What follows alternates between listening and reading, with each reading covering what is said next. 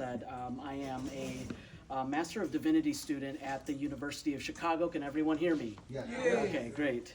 I'm in my third year in the university, and so what I'd like to talk to you about today is sort of the implications of religious nationalism on freedom of speech in the academic context. Now, if you folks don't know about University of Chicago, one of their main identities and their core principles is about freedom of speech and inquiry. So you'll see this everywhere on campus. They have organizations dedicated to this, and now we have a Chicago canon. So it's sort of like our Bible on free speech and academic freedom. And this was started by William Rainey Harper. He's the first president of University of Chicago. And the first principle that he instituted was that free speech on all subjects had been regarded as a fundamental for this university. The second principle is neither now or any future time can be called into question this principle. So he's already saying in the future, nobody can mess with this. This is here to stay. And then one of the third principles that the University of Chicago it developed was called the institutional neutrality principle. Does anyone know what institutional neutrality is? It was introduced by the Calvin Report. You're going to see this in many of the academic freedom of speech organizations and studies.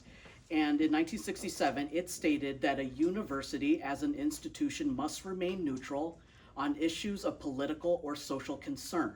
So essentially, we should say nothing if there's wars going on or if there is atrocities that are happening across the globe or even within our nation. And so if you can remember, in 2024, with the nationwide encampment protests on all the universities and the firing of Claudine Gay, all these elite universities looked to this to have a gold standard and understanding of developing their own academic freedom principles. Now, these principles were tested on October 23 through May 2024. So I want to talk to you a little bit about that. And so there were relentless protests at that time because students wanted the university to divest from its portfolio anything to do with the state of Israel. So that includes all of the firms that it invested in, all of the academic partnerships that the university has, even some of the board members, which David Rubenstein is a very popular name. He's a billionaire and also a known Zionist who is one of the chairs of the board of the University of Chicago. And so as much as our president, Alivisatos, wants to claim in news, and he recently wrote an article in the Wall Street Journal, he claims that we're institutionally neutral. Well, his business practices say otherwise, and this university is definitely not a neutral area for free speech. And so in the midst of all this, in the Divinity School, a group of us MDivs and master students from Christian Heritage sat around the table and asked each other, okay guys, like what do we do specifically in regards to Gaza and the war in Palestine? And we asked this because immediately after October 7th, the Jewish students had already organized. They already stood up a Jews for Free Palestine organization, and then the primarily Muslim students formed Students for Justice in Palestine. And then there was this gaping hole where there should have been a Christian association for these efforts. And the only Christian organizations that existed were either silent about it or they were in opposition to the protests and the advocacy of Palestinian liberation.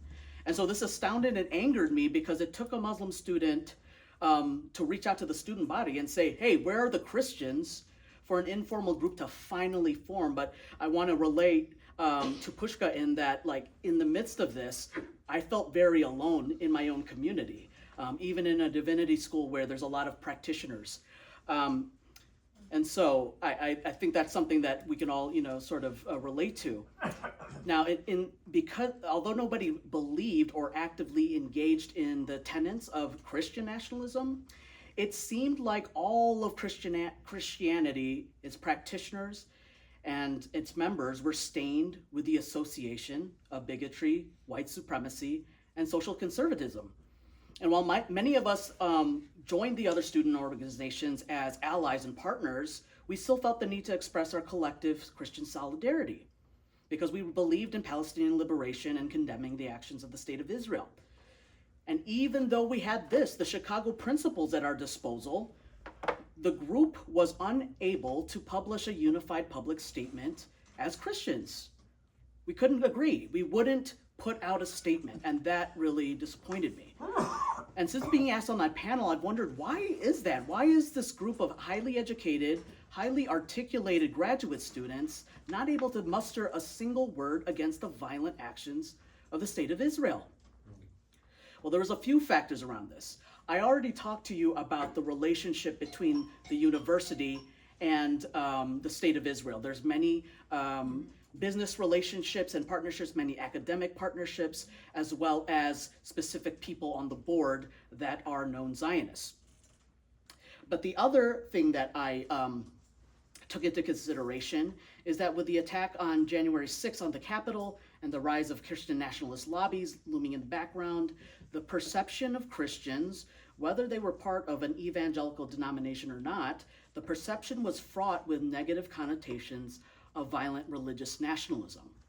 And that's not any fault or action on our part. We were implicated in hateful language and theology of Christian nationalism, and because, and many scholars will attest to this, in regards to Palestine specifically, Christian premillennial theology was seen as the precursor and instigator of Zionist ideology, the faith that anchors the belief of a Jewish state.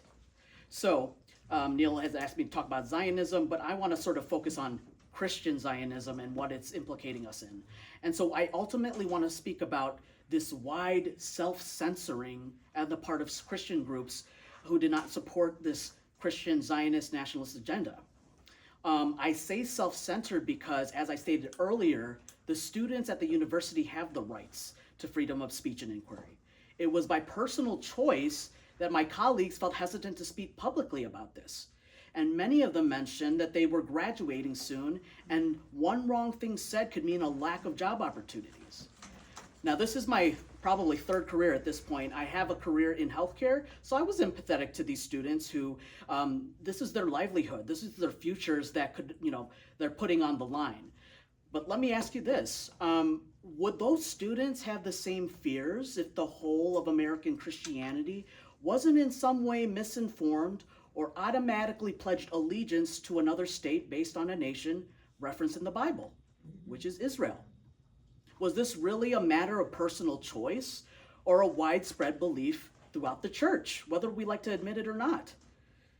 These are not churches that they're applying to. They're not engaging in these nationalist practices. They don't have the American flag in the back and they're worshiping that. These are churches like the Anabaptists, the UCC, Disciples of Christ, and even United Methodist churches, that even those churches, they feared a word against the state of Israel.